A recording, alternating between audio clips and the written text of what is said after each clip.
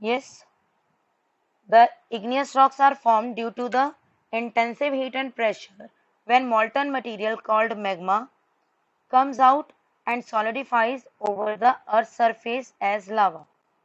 जब molten material अर्थ के surface पर आता है और वहां आकर ये सॉलिडिफाई हो जाता है, यानी कि जम जाता है, उस जगह पर रॉक्स जो है वो फॉर्म होती हैं, okay, on the earth surface. Cooling and solidification of magma can take place inside the earth, forming intrusive igneous rocks. अगर ये मैग्मा अर्थ के अंदर जम जाता है तो ये इंट्रूसिव इग्नियस रॉक्स बनाता है. You can see in the picture, ये ब्राउन पार्ट में लिखा हुआ है बेटे, इंट्रूसिव इग्नियस रॉक्स. ओके, तो अगर ये मैग्मा यहाँ पर अर्थ के अंदर ही जम जाता है, सॉलिडिफाई हो जाता है कूल होकर, तो ये यहीं पर रॉक्स फॉर्म कर देता है under the earth. Okay, and then the primary rocks formed under the earth. तो ये रॉक्स इंट्रूसिव इग्नियस रॉक्स कहते हैं इन्हें. एंड एक्सट्रूसिव्स आर जो अर्थ से बाहर आकर, जो मैग्मा अर्थ से बाहर आ जाता है और वहां आकर सॉलिडिफाई होता है, वो एक्सट्रूसिव इग्नियस रॉक्स होती हैं. Okay, so intrusive igneous rocks are granite, example इसका है ग्रेनाइट, और एक्सट्रूसिव का एग्जाम्पल है हमारे पास बेसाल्ट. ओके, सारी जो रॉक्स हैं उनके फीचर्स अलग हैं, उनकी लुक अलग है, उनका साइज अलग है. And these are called primary rocks as they are formed first over the earth surface. अर्थ के सरफेस पे ये सबसे पहले फॉर्म हुई थी, इसलिए इन्हें प्राइमरी रॉक्स कहते हैं. And after the formation of igneous rocks, they came into the contact with the climate, और क्लाइमेट के कांटेक्ट में आने पर ये वेदरिंग प्रोसेस होता है यहाँ पे. एंड वेदरिंग और डिन्यूडेशन के कारण जो रॉक्स हैं, वेदरिंग के कारण वो ब्रेक हो जाती हैं, and agents of gradation carried these sediments to another place and deposit at that place. Okay, जब एक के ऊपर एक लेयर सेडिमेंट्स की बनती है, then it forms the sedimentary rocks.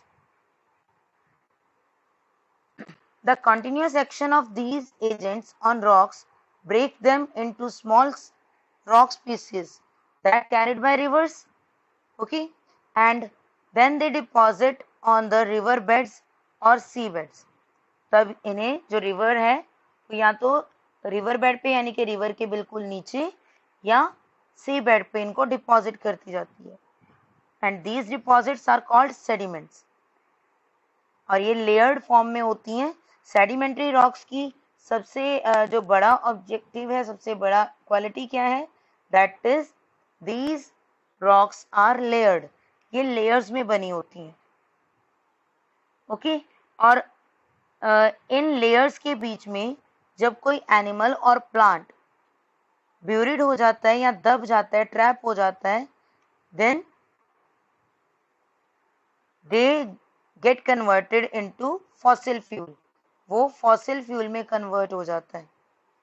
Okay, जो एनिमल्स प्लांट्स हैं वो आफ्टर द 1000 ईयर प्रोसेस, बहुत सालों के प्रोसेस के बाद वो किस में चेंज हो जाते हैं, दे चेंज इनटू फॉसिल फ्यूल्स. हम जो कोल, ऑयल, नेचुरल गैस ये सब यूज कर रहे हैं, these are fossil fuels, and these fossil fuels have a great economic importance. They are very much important for our country or ourselves. हमारे लिए वो बहुत ज़्यादा important है. ओके, और ये एक मेजर सोर्स ऑफ एनर्जी है. We use petrol in our bikes और स्कूटर्स और कार्स. डीजल को यूज किया जाता है किसी भी तरह का इंजन मूव करने के लिए.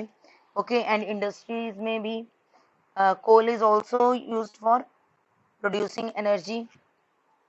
We use natural gas in our houses. So these are fossil fuels, those we are using.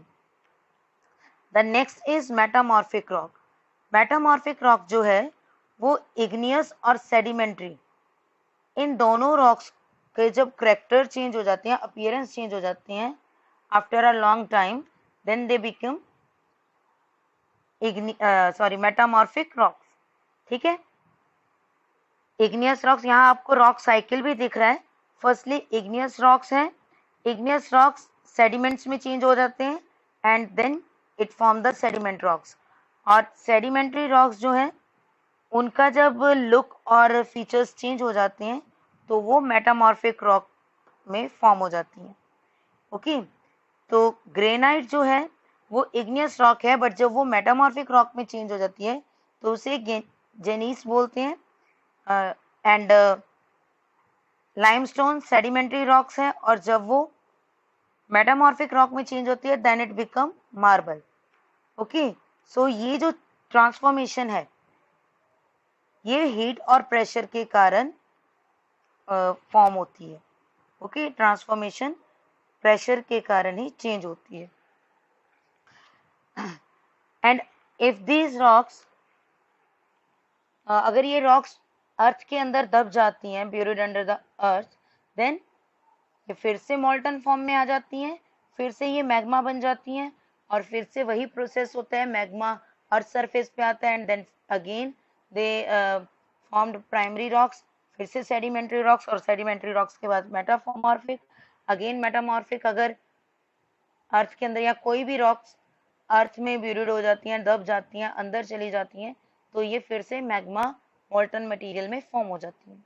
Okay, तो ये रॉक सर्कल चलता रहता है. You can see here the rock circle: igneous rocks, sediments, then sedimentary rocks, metamorphic rocks, magma, volcanic eruption. Okay, this is the rock cycle. Next is, last one is minerals. Minerals क्या है बेटे? Minerals are the solid inorganic substance जो naturally occur होते हैं, जो naturally ही form होते हैं, और we found it in rocks. Rock के अंदर हमें ये नेचुरल सब्सटेंस मिलते हैं, और एक रॉक में बहुत सारे मिनरल्स भी हो सकते हैं. Minerals can be metal minerals और other type minerals. Different type के मिनरल्स होते हैं. सिल्वर, गोल्ड, मीका, बॉक्साइट, ये सब मिनरल्स हैं. एंड हम एक मिनरल को अपने फूड में भी यूज करते हैं, that is salt. Okay, and सबसे हार्डेस्ट मिनरल कौन सा है? That is, very good, diamond है हार्डेस्ट मिनरल. एंड ग्रेफाइट जो है वो सबसे सॉफ्टेस्ट मिनरल है. और मिनरल्स को हम आइडेंटिफाई करते हैं according to their colour, hardness and lustre. उनका कलर कैसा है, कितने हार्ड है, और उनके जो फीचर्स हैं वो किस तरह के, लुक कैसी आ रही है, शाइन कितनी है उसमें. इन सब चीज़ों से हमें मिनरल्स की क्वालिटी का, मिनरल्स के डिफरेंस का पता चलता है. ओके,